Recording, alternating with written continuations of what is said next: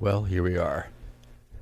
I was asked a couple times in some earlier YouTube comments to actually run the audio of the videos I'm doing, but run the audio straight out of basically the production bus of the station here. So today that is exactly what I'm going to do. Just to do the audio. There's nothing really new in the station here, but I figured I would do this and run a little music, do a microphone comparison, and then leave it at that. So, as you can see, we are back on the air, or the audio is now coming through the transmitter. So I have it coming from the receiver straight back into the microphone, just like it's bypassing rather the microphone that's built into the camera. So I will have to apologize. I have built myself a little L pad to reduce the audio from line level to mic level, and there may very well be some background noise coming from that. It's a cheapy little set of L pads, so apologize for that. So here we are. I'm also going to just demonstrate the turntable starting remotely. I know this is very, very exciting, but it is for me.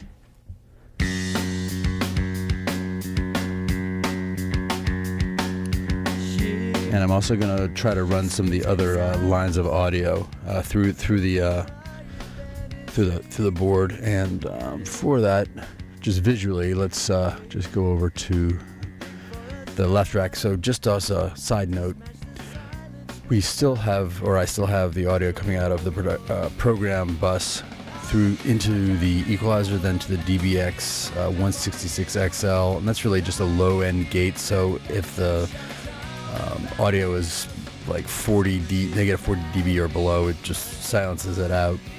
Other than that, it lets everything flow through, and it doesn't really have a function. I've sort of taken off the top end compression and limiting off that because the Behringer 9024 is going to handle all that, and that's why I'm going to focus in on the Behringer 9024 right now. I've also taken out the Aphex completely out of the audio gin. It still sits in the rack, but it doesn't really do anything. So let me zoom in here.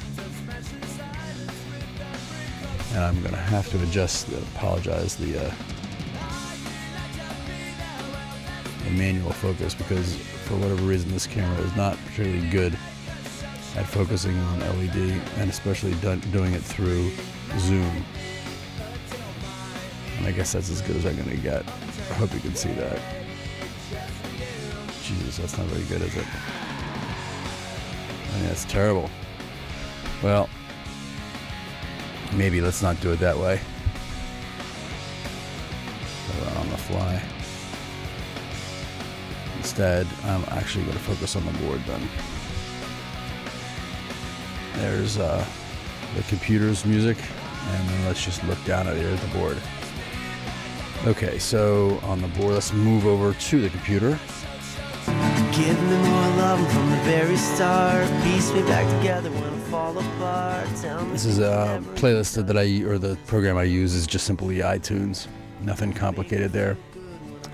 Let's also show the phone. I can bring the phone up.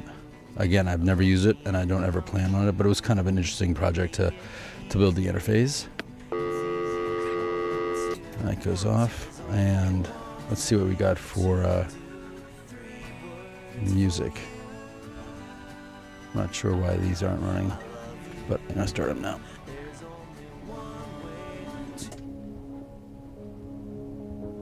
That's CD, and I guess I meant CD music. That's CD number left. CD left, and here comes CD right.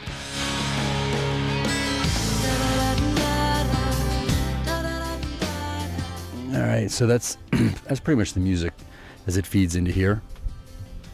The only other thing left is the microphones, and for them, I'm going to zoom up on or focus exclusively, really, on the processors, the mic processors that I use here. And this is going to take a trick to get the focus of this right. I hope that's good. Difficult to tell. Okay, so I'm actually talking on a Brand X, if you can read that. It's a CAD. It's a condenser mic, large diaphragm. I got it at a Micro Center, which is a computer store around here. and I think it was actually built for podcasting, but so I can also handhold it, so I can actually, do the narration on this video with it fairly simply.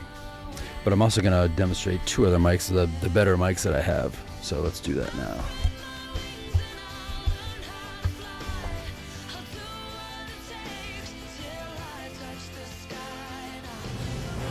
The mic I'm on now is a AKG. It's a C214. It's a condenser mic also, large diaphragm. I like this mic a lot, although I must admit I did buy it off of reputation, much more than off of any other, comparison, any other looking at its statistics or specifications or anything like that.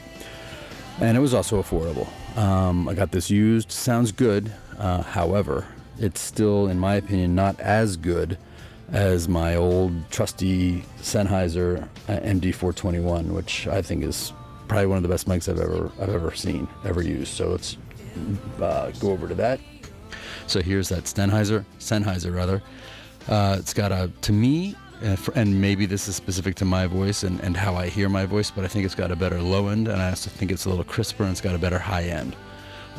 AKG is still a great mic, but I gotta say I do like the Sennheiser a little bit better, at least for me. I'm sure the AKG works great, especially for singing vocals and things like that. But for the spoken word, I think and the spoken word out of my voice, I happen to like the Sennheiser better. But let's go back to the AKG for a sec. So here's the AKG, and it's definitely got a softer sound. It feels a little bit more muted, a little bit rounded on the edges. So it's smoother and more almost silky, if you were going to say that. Versus the versus the Sennheiser, which feels to me a little bit more punchy. Again, the better low end and a little crispier high end, as a matter of fact. So I do have the bass roll off set here to position 4 out of 5, or the lowest of the 4.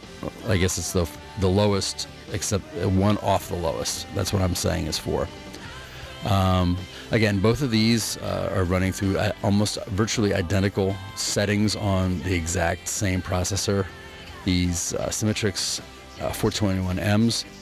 The upper one here is for the AKG, and the lower one is for the Sennheiser. Both, and after that, there is no processing. It goes straight to the board and is handled virtually identically. So really, even because the levelers are set virtually identically, the only difference in the audio is the mic itself. So a little bit of, I probably went on a little too long about the microphones, but I did want to do the narration straight out of the board on the program bus and plug straight into the camera. Anyway, that's that, and thanks for watching.